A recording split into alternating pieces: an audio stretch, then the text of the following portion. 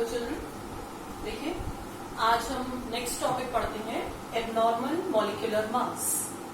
अभी तक देखिए हम पढ़ रहे थे कॉलिगेटिव प्रॉपर्टीज। ठीक है, कॉलिगेटिव प्रॉपर्टीज में हमने 4 कॉलिगेटिव प्रॉपर्टीज पढ़ी।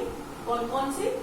Relative lowering of vapour pressure, ठीक है, और हमने पढ़ा एलिवेशन इन बॉइलिंग पॉइंट, और पढ़ा हमने डिप्रेशन इन फ्रीजिंग पॉइंट, और एक पढ़ा हमने ऑस्मोटिक प्रेशर। ठीक है, और इससे हमारे पास 4 फॉर्मूले आ गए। चारों फॉर्मूलेज में मैंने आपको बताया हम मेन, आप अब जब न्यूमेरिकल्स कर रहे होंगे आपने इस बात पे ध्यान दिया होगा, मेन क्या चीज कैलकुलेट हो रही है? एमपी। एमपी क्या होता है? Molecular weight of non volatile solute. ये कैलकुलेट किया जा रहा है, मेन यही हो रहा है कैलकुलेट हर जगह। ठीक है, तो अब हम एक टॉपिक पढ़ रहे हैं एबनॉर्मल मॉलिक्यूलर मास। ये टॉपिक बहुत इंपॉर्टेंट है, इससे रिलेटेड कोई 1 या 2 न्यूमेरिकल जरूर आएगा आपके एग्जाम में, 1 न्यूमेरिकल तो जरूर आएगा। देखिए क्या हुआ, जैसे हमने ये चारों कॉलिगेटिव प्रॉपर्टीज पढ़ी थी, तो कॉलिगेटिव प्रॉपर्टीज की डेफिनेशन क्या होती है कि वो प्रॉपर्टीज जो इस बात पे डिपेंड नहीं करती कि सॉल्यूट क्या डाला गया है, सिर्फ सॉल्यूट के नंबर ऑफ मोल्स पे ही डिपेंड करती है। ठीक है, अब क्या किया गया,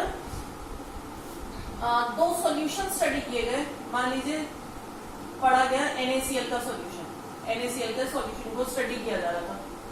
जब NaCl का सॉल्यूशन बनाया गया तो 50 मोल्स डाले गए NaCl के सॉल्यूशन में। सपोज 50 मोल्स डाले, तो जो भी आंसर कॉलिगेटिव प्रॉपर्टीज के आते, delta P upon P not, या फिर अच्छा कॉलिगेटिव प्रॉपर्टी अभी रहने दीजिए।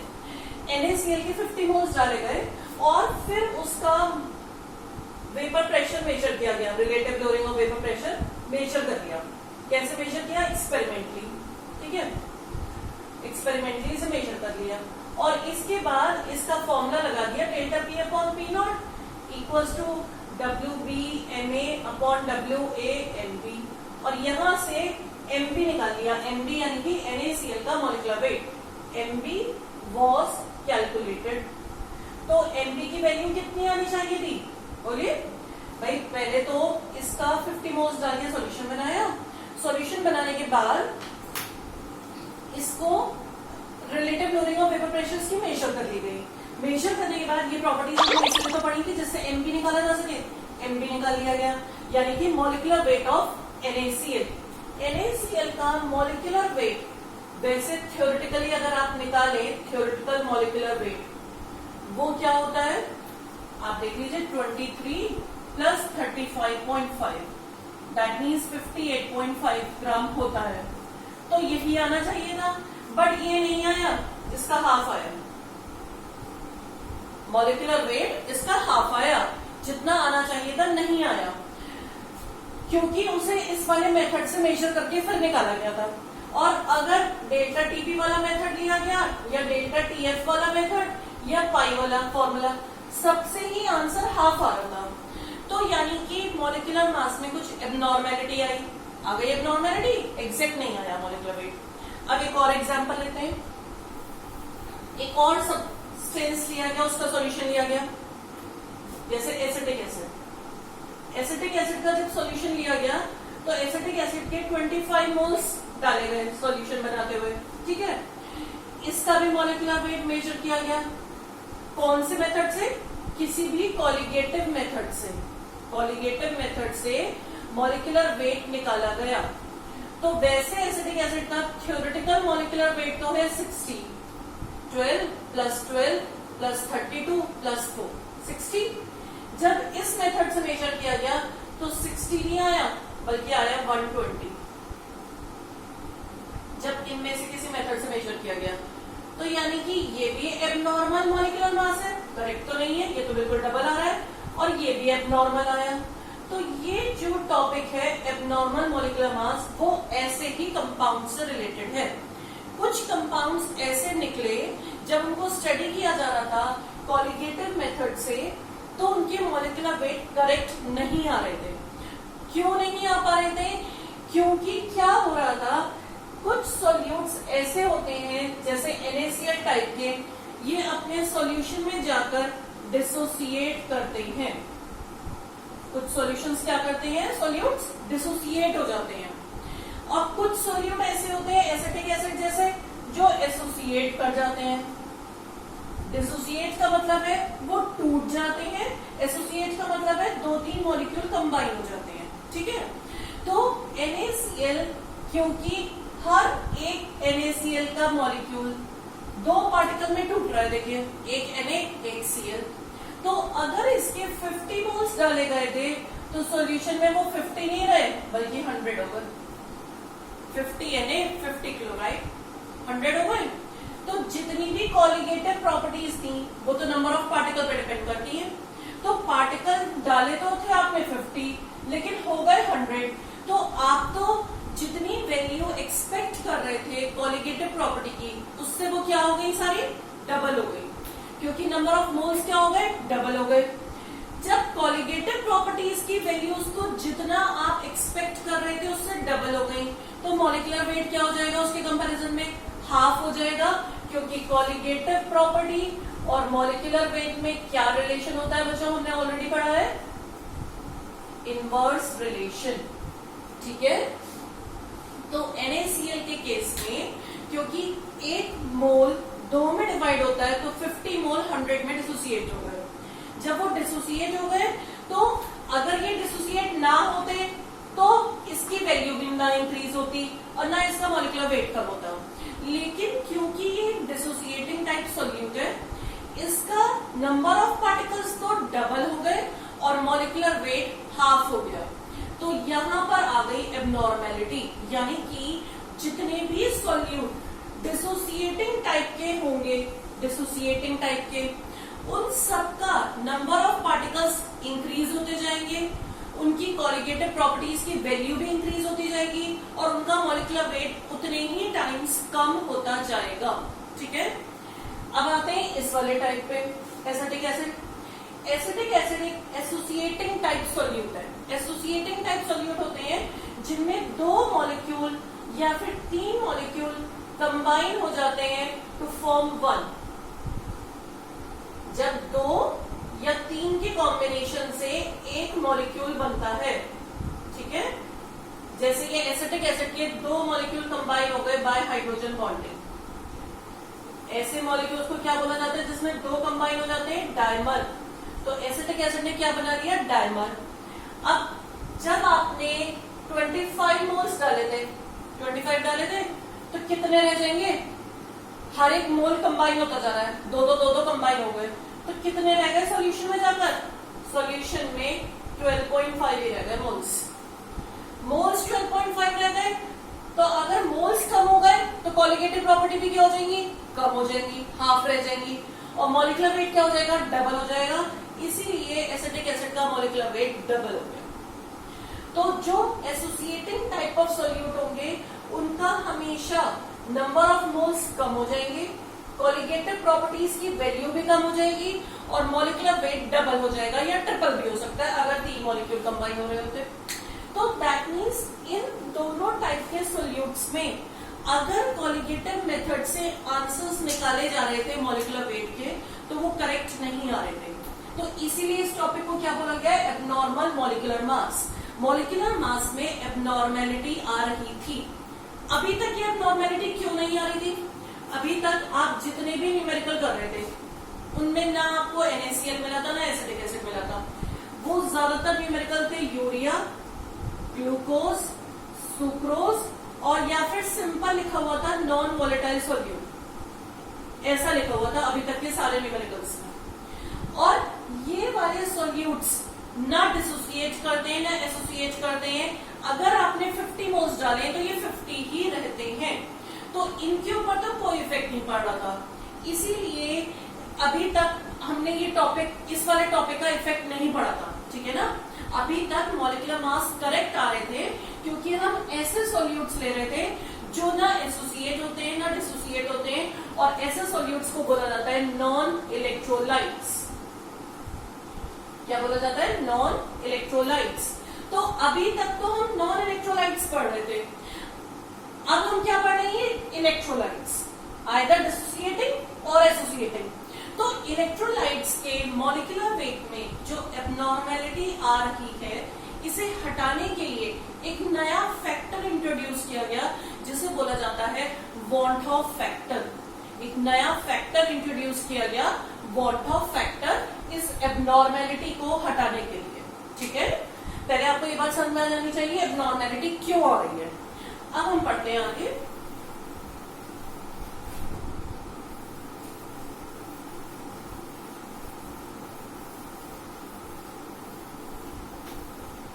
तो दैट मीन्स सॉल्यूट 3 टाइप के हो गए। सॉल्यूट्स नॉन वोलेटाइल ही है सब, या तो हो गए नॉन इलेक्ट्रोलाइट। नॉन इलेक्ट्रोलाइट कौन से हो गए? जो नाइदर डिसोसिएट नॉर एसोसिएट, ना कोई डिसोसिएट करेंगे ना एसोसिएट करेंगे। मीनिंग क्या है कि जितने मोल्स आपने सॉल्यूशन में डाले वो वैसे के वैसे ही रहेंगे, number of moles remain same. दूसरे टाइप के हो गया इलेक्ट्रोलाइट्स। इलेक्ट्रोलाइट्स की 2 कैटेगरी हो गई, डिसोसिएटिंग टाइप, एसोसिएटिंग टाइप।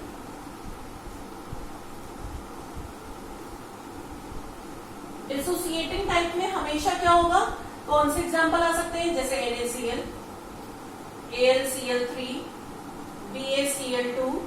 ठीक है, इनमें क्या होगा, नंबर ऑफ मोल्स हमेशा इंक्रीज होंगे, तो वैल्यू ऑफ कॉलिगेटिव प्रॉपर्टीज भी इंक्रीज हो जाएंगी क्योंकि वो डिपेंडेंट नंबर ऑफ मोल्स पे करती हैं। Value of colligative property increase और मॉलिक्यूलर वेट क्या हो जाएगा, उतने ही टाइम डिक्रीज। इसमें इसका रिवर्स हो जाएगा।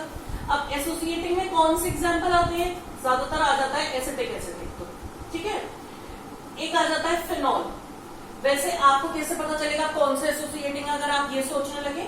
अभी हम कुछ ये बच्चों 1-2 ही कॉमन से एग्जांपल है, ज्यादातर क्वेश्चन में आपको यही मिलेगा।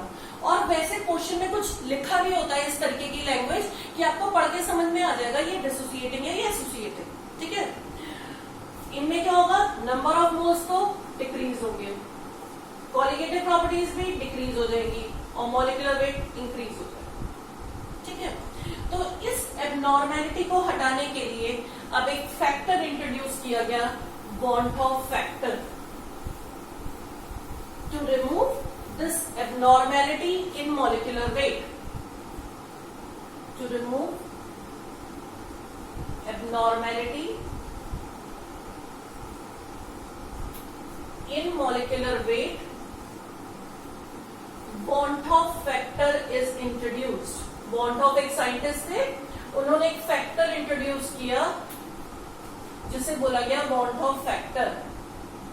और ये वॉन्ट ऑफ फैक्टर क्या है, आई, इसे बोला जाता है आई। आई इंट्रोड्यूस कर दिया गया, ये है वॉन्ट ऑफ फैक्टर। अब आई के इंट्रोड्यूस होने से क्या इफेक्ट पड़ेगा? आई के इंट्रोड्यूस होने से बच्चों ये इफेक्ट पड़ेगा, अब जो अभी तक आपके फॉर्मूलेज थे, delta P upon P0 equals to pi B, delta TB equals to KBM, delta TF equals to KFM और पाई इक्वल्स टू CRT, ये 4 फॉर्मूले थे हमारे, चारों में आई इंट्रोड्यूस हो जाएगा। अब ये हो गए आपके फॉर्मूले, चारों में आई इंट्रोड्यूस हो गया। ठीक है, अब आप ये सोच सकते हैं अभी तक आई नहीं लगा रहे थे, तब आंसर क्यों ठीक आ रहा था? वो इसलिए ठीक आ रहा था क्योंकि अभी तक आप जितने भी क्वेश्चंस कर रहे थे वो नॉन इलेक्ट्रोलाइट्स के थे। नॉन इलेक्ट्रोलाइट्स के 3 main example, urea, glucose, sucrose. और नॉन इलेक्ट्रोलाइट्स का आई 1 होता है, इसलिए कोई इफेक्ट नहीं पड़ रहा था न्यूमेरिकल्स पे। ठीक है, लेकिन अब आपको इस आई का ध्यान देना है। अगर आपके क्वेश्चन में लिखा है NaCl का क्वेश्चन है, आपको आई जरूर यूज करना पड़ेगा। CaCl2 का क्वेश्चन है, यूज करना पड़ेगा। KCl है, K2SO4 है, एसिटिक एसिड है, सब में आपको आई यूज करना होगा। ठीक है, तभी आपके आंसर करेक्ट आएंगे। अगर आप इस आई को यूज नहीं करेंगे तो आपका आंसर बिल्कुल गलत आएगा। ठीक है, अब आई कहां से आएगा, आई की वैल्यू कहां से आएगी? तो वॉन्ट ऑफ फैक्टर एक्चुअली में होता क्या है, bond of factor I is the ratio of theoretical molecular weight upon experimental molecular weight, or it is experimental value of colligative property upon theoretical value of colligative property. इसका ratio है I. क्या है I बच्चों? Theoretical molecular weight upon experimental, या फिर experimental value of colligative property upon theoretical. देखो हम बार बार ये पढ़ रहे हैं मॉलिक्यूलर वेट और colligative property में कैसा रिलेशन होता है, इनवर्स. तो I का फॉर्मूला भी देखिए रिवर्स है दोनों के लिए. इसमें थियोरेटिकल अपॉन एक्सपेरिमेंटल है, यहाँ पर एक्सपेरिमेंटल अपॉन थियोरेटिकल है. ठीक है. थियोरेटिकल मॉलिक्यूलर वेट किसी भी चीज का वेट जो आप एटॉमिक वेट ऐड करके डालते हो. एक्सपेरिमेंटल जो कॉलिगेटिव प्रॉपर्टी के थ्रू किसी एक्सपेरिमेंट के थ्रू निकाला गया है. Theoretical value of colligative property जो आपको लग रहा है कैलकुलेशन करके कि इतनी आनी चाहिए थी. एक्सपेरिमेंटल जो एक्सपेरिमेंट करके निकाली गई है. ठीक है.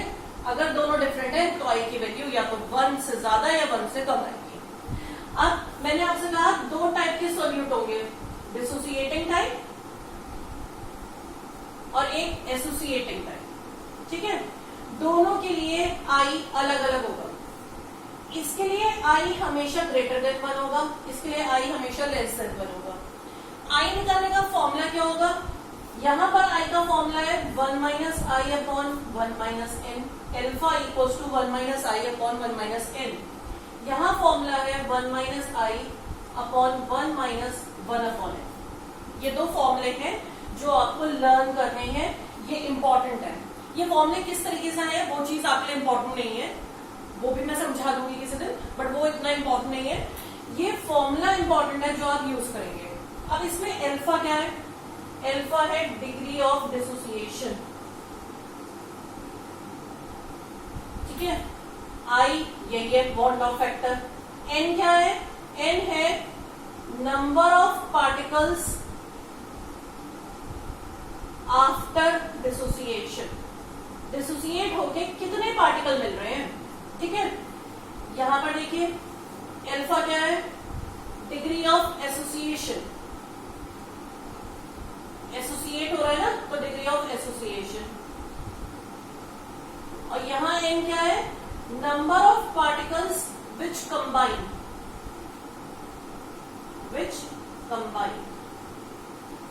या विच एसोसिएट. ठीक है.